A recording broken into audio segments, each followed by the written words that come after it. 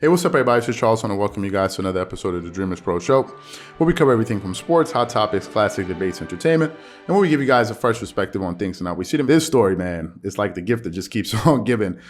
Since the release of the Last Dance documentary, so much has happened between Michael Jordan and Scottie Pippen. Apparently, Scottie Pippen took exception to a lot of the things that were said in this series and things that were shown in the docuseries.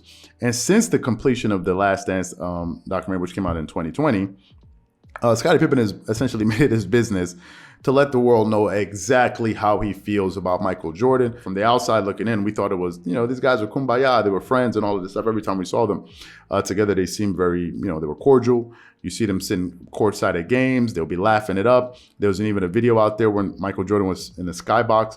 Scottie Pippen came behind him and tapped him on the shoulder, and Jordan looked genuinely happy to see him. So we thought, hey, these two guys were close. We thought they were friends. But apparently, that wasn't the case at all. It turned out that Scottie Pippen had a lot of animosity and resentment towards Jordan over the years, and apparently it was something that Michael Jordan was totally unaware of. It seems as if Jordan had no idea that Scottie felt this way about him. So what happened yesterday was Charles Oakley went on The Breakfast Club, which is a really big morning talk show, and he went on there to talk about basketball in his new book called, The Last Enforcer, right? Because y'all know Charles Oakley has the reputation of being an enforcer and a tough guy.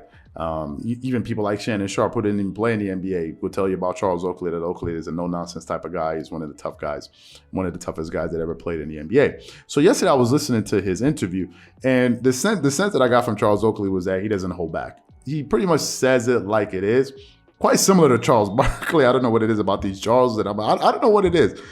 Interesting. Something I might have to look into. Anyway, he spoke about Charles Barkley. He was like, he doesn't care for Charles Barkley, whatever it is. But they got to a point. They got to a point during the interview when they, I think it was Charlemagne or DJ Envy, asked them about the situation or the fallout between Michael Jordan and Scottie Pippen. And I thought that some of the comments that Charles Oakley made really gave some further insight, and that's the part that I would really want to discuss in this segment here today. So before we go too far, I want you guys to take a listen to some of the comments that Charles Oakley had to make as it pertains to the relationship with Scottie Pippen and Michael Jordan. Take a listen to that. And hold on, I saw you say on the Bill Simmons podcast that Mike and Scottie's relationship will probably never get repaired.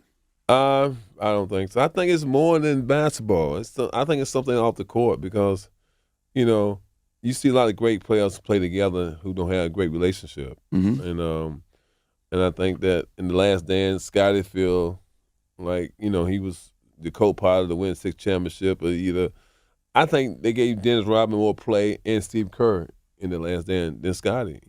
They try to, and Scottie, he was going through situations, son passed, divorce, and a lot of things build up in you, he just, I guess, just say, hey, he want to get something out. He want to, he try to blow it out, and hopefully that, he had his book. MJ had the Last Dance. He had MJ told his story. He told his story. I mean, It's always something when you get two people competitive on the same level like that. And hey, I wish Scottie all the luck. So you agree the Last Dance wasn't fair to Scottie? I think Scottie deserved more high road. But Scottie brought a lot on himself, though. I told him, like, when you didn't go back into the game, you didn't have the surgery, it was 3 things. But so my thing is, you left the door open for people to bring the space in, and so, but he felt like, he did a lot more, and, so I don't know how his book, did, but, he put it out. Now, he said some interesting things. He said he thinks that Scottie Pippen put himself in a situation where people could criticize him, and to a certain extent, he's right. And I think a lot of people, especially in the NBA circle, because they have been disappointed in Scottie Pippen. We've done some videos about this. A lot of fans of Scottie Pippen, and I'm assuming these are Michael Jordan fans as well, Chicago Bulls fans, maybe basketball fans in general, have been really disappointed in Scottie Pippen. I read some of the comments, and a lot of people just seem to think that this entire situation is just sad, right? That's the overarching sentiment I get. A lot of people just think that it's just like, they're like, really, really, after all of those years, after all of the history that was made, this is what the situation has turned into. But there was something else that he said that really stood out to me. There was a particular thing that he said there. He said that he believes it's something that is deeper than basketball.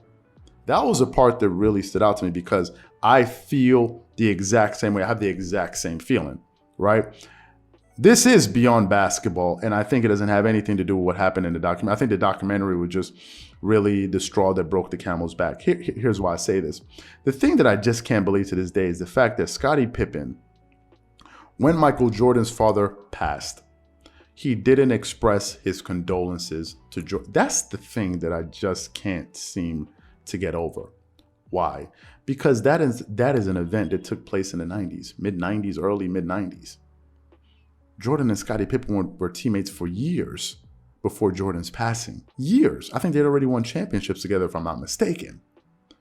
And for Jordan's father to pass and you not express your condolences, it means that there's been this type of deep resentment towards Jordan, dare I say, for decades.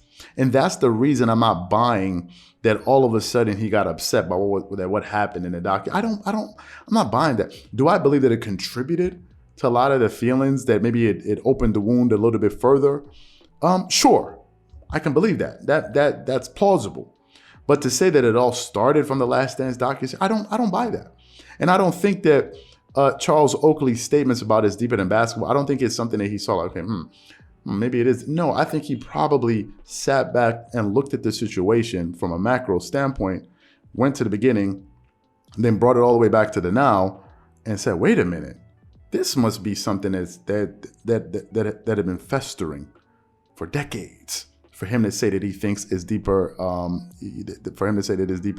than basketball. And if I were Jordan, it would cause me to ask myself, who was this guy that I've been friendly with for all of these years?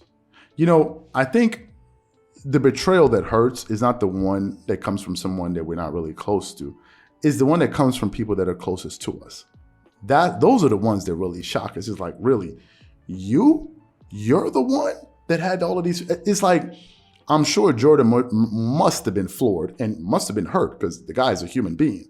For him to say that, listen, the relationship between me and this guy, we're never going to talk again. It's over. That means that he was wounded. He felt it. If it was somebody that you didn't care about, or somebody that had no impact in your life, or somebody that didn't really know, you'd be like, okay, you don't want to talk. Who cares? But apparently this is somebody that he viewed as a friend. I've heard Jordan on so many occasions say, I would never win all of those championships without Scottie Pippen. I've heard him say, if you're starting you're going to have to do a starting five, he would always mention Scottie Pippen first. Go look at the NBA 2K, promo commercial. He picked him over James Worthy, over all of these guys. He picked him first over Olajuwon, all of these guys. So for the situation to turn into what it is, I agree with Charles Oakley. It is deeper than basketball. And the question to you guys, what do you think? Do you think it's deeper than basketball? And maybe, do you think it's something that we're missing? Maybe there's another insight that we haven't touched on yet. Whatever you guys think, please leave your thoughts and comments in the comment section below. Again, if you enjoyed the video, be sure to make sure you go ahead and hit the like button, hit the subscribe button, and hit the notification bell to be notified whenever we drop our content. Once again, this is Charles here from Dreamerspro. Wishing you guys an amazing day and catch you guys on the next episode. Peace.